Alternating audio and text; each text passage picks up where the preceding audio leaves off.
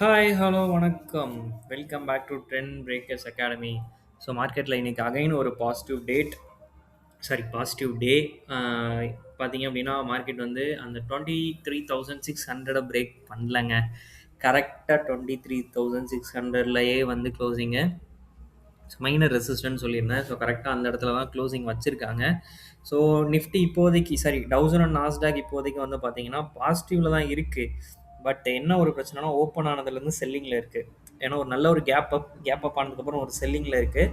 So நாளைக்கு ஒரு flat opening நடக்க சான்சஸ் இருக்குது. அண்ட் வந்து நான் சொல்லியிருந்தேன் 23,850 அப்படிங்கிறது மேஜரான பாயிண்ட் அப்படின்னு சொல்லிட்டு. ஆமாம், அது மேஜரான பாயிண்ட்டு தான்.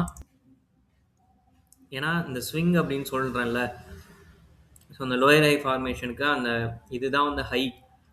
ஆக்சுவலி நல்லா பார்த்தீங்கன்னா தெரிஞ்சிருக்கும். கீழே இறங்கி மேலே ஏறி திரும்ப கீழே இறங்கி திரும்ப மேலே போய் திரும்ப கீழே இறங்கி இப்போ மேலே போயிருக்கு.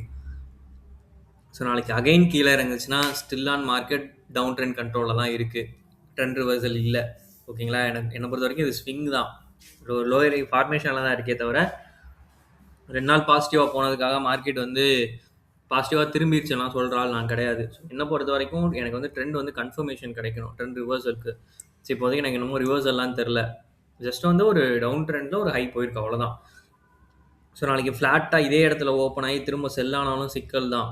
ஸோ 850 வரைக்குமே அப்படி தான். ஸோ 850 ஒன்ஸ் பிரேக் பண்ணி ஸ்ட்ராங்கான மூவ்மெண்ட் கிடச்சிச்சு அப்படின்னா ட்ரெண்ட் ரிவர்ஸெல்லாம் நான் எடுத்துப்பேன். ட்ரெண்ட் வந்து மாறுது, டவுன் ட்ரெண்ட்லேருந்து அப் ட்ரெண்ட் போகுது, மைனர் ட்ரெண்ட் வந்து அந்த மாதிரி சேஞ்ச் ஆகுது அப்படின்னு சொல்லி நான் சொல்லுவேன். ஸோ அதனால் என்னை பொறுத்த வரைக்கும் ரெசிஸ்டன்ட் 23,850 தான். ஓகேங்களா? ஸோ கீழே சப்போர்ட், மைனர் சப்போர்ட்டாக இருந்த அந்த 23,580. ஸோ நாளைக்கு 600க்கு மேலே ஓப்பன் ஆகி திரும்ப மொமெண்டம் பாசிட்டிவாக போச்சுன்னா 850 அப்படிங்கிறது ரொம்ப குரூஷியலான லெவல். அதுலேருந்து ரிவர்சல் எடுக்கவும் சான்சஸ் இருக்குது. மேபி நாளைக்கு 23,600 ஓப்பன் ஆகி அந்த இடத்துலேருந்து ரிவர்சல் எடுக்கவும் சான்சஸ் இருக்குது. ஸோ 23,323 அப்படிங்கிறது ஃபஸ்ட்டு சப்போர்ட் ஆக்ட் ஆகும். 23,100 ஒரு சின்னதாக ஒரு சப்போர்ட் இருக்குது, மைனர் சப்போர்ட். அதையும் பிரேக் பண்ணிச்சுன்னா கண்டிப்பாக 22,800 வரைக்கும் ஃபால் ஆக சான்சஸ் இருக்குது. இதுதான் நிஃப்டியோட லெவல். பேங்க் நிஃப்டிலையும் அதே தான். ஸோ நான் சொன்ன மாதிரி அந்த ஃபார்மேஷனில் தான் இருக்குது. லோயர் ஹை ஃபார்மேஷன் தான் ஆகணுமே. இவன் வந்து 55,300 வரைக்குமே எனக்கு ஹோப் இருக்குது. ஸோ அதை தாண்டி ஒரு ஸ்ட்ராங்கான கேண்டில் கிடச்சா மட்டும்தான் அவன் வந்து ட்ரெண்டுக்கு மாறுவான். இல்லைனா இவனும் டவுன் ட்ரெண்டில் தான் இருக்கான். ஸோ நாளைக்கு ஃப்ளாட்டாக தான் ஓப்பன் ஆக போகுது. ஓப்பன் ஆகி 55,300 ரெசிஸ்டன்ட் ஆகி திரும்ப கீழே இறங்குச்சுன்னா ட்ரெண்ட் இன்னும் டவுனில் தான் இருக்குன்னு அர்த்தம். மேபி நாளைக்கு ஃப்ளாட்டாக ஓப்பன் ஆகி செல்லிங் ஸ்டார்ட் ஆனாலுமே ட்ரெண்ட் டவுனில் தான் இருக்குன்னு அர்த்தம். இன்னும் ட்ரெண்ட் டவுனில் தான் இருக்குது. அப்புறம் இன்னும் சேஞ்ச் ஆகலை. 2 நாள் பாசிட்டிவாக போயிருக்கு, அவ்வளோதான். ஸோ சப்போர்ட் லெவலாக 54,460 ஆக்ட் ஆகும். ரெசிஸ்டண்ட்டாக 55,300. இன்கேஸ் 54,470 பிரேக் பண்ணி கீழே வந்துச்சு அப்படின்னா 53,700 support level bank Nifty. So IT ஸ்டில்லான் சொல்கிறதுக்கு ஒன்றும் இல்லை. ஹெச்டிஎஃப்சி பேங்க், ஸோ அவன் வந்து கரெக்டாக இன்றைக்கி வந்து கீழே இறங்கினான். ஓகேங்களா? ஸோ இறங்கி கரெக்டாக 34 சப்போர்ட் எடுத்து இப்போ 45 க்ளோசிங் வச்சுருக்கான். இவன் கொஞ்சம் நல்லா இருக்கான். பட்டு இவனுக்கு வந்து இன்னும் 34 அப்படிங்கிறது சப்போர்ட் தான்.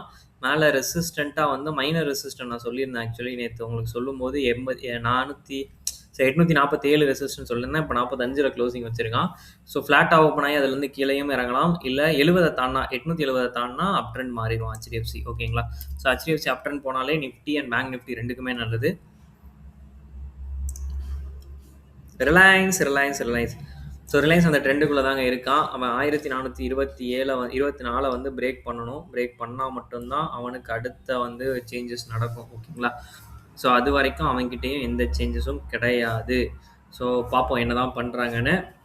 நிறைய பேர் வீடியோஸ் பார்க்குறீங்க. உங்களுக்காக யூஸ்ஃபுல் கண்டென்ட் போகிறவங்க ட்ரெண்ட் பிரேக்கர்ஸ் அகாடமி இது வரைக்கும் நீங்கள் சப்ஸ்கிரைப் பண்ணல அப்படின்னா சப்ஸ்கிரைப் பண்ணிக்கோங்க. தேங்க்யூ ஃபார் வாட்சிங்.